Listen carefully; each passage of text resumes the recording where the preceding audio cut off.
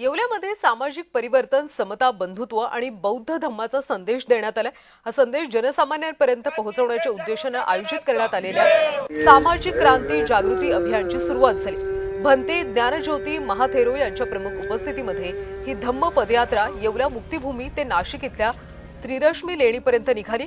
या पदयात्रेमध्ये मोठ्या संख्येने भिक्खू संघ, धम्म अनुयायी, सामाजिक कार्यकर्ते, महिला, युवक आणि नागरिक सहभागी झाले होते। आणि या पदयात्रेचा आढावा घेतलाय आमचे प्रतिनिधी नरेंद्र पटावे। अभियानाला इथून सुरुवात केली आहे, कशा प्रकारे मार्गक्रम राहणार आहे?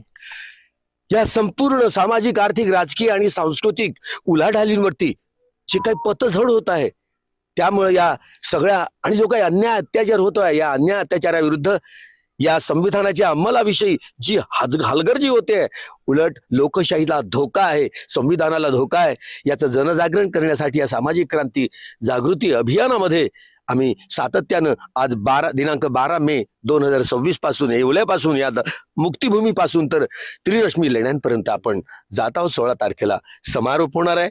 आपण या संपूर्ण जागृती अभियानामध्ये सर्वांनी सहभागी व्हावं असं आवाहन करतो आणि या पदयात्रेला आता प्रारंभ करतो। कालच या ठिकाणी भंते ज्ञानज्योती महाथेरो या येवला मुक्तिभूमीत आले। काल हजारो लोक त्यांना या ठिकाणी येऊन त्यांना वंदन करून त्याचं मार्गदर्शन देखील घेऊन गेलेले आहेत।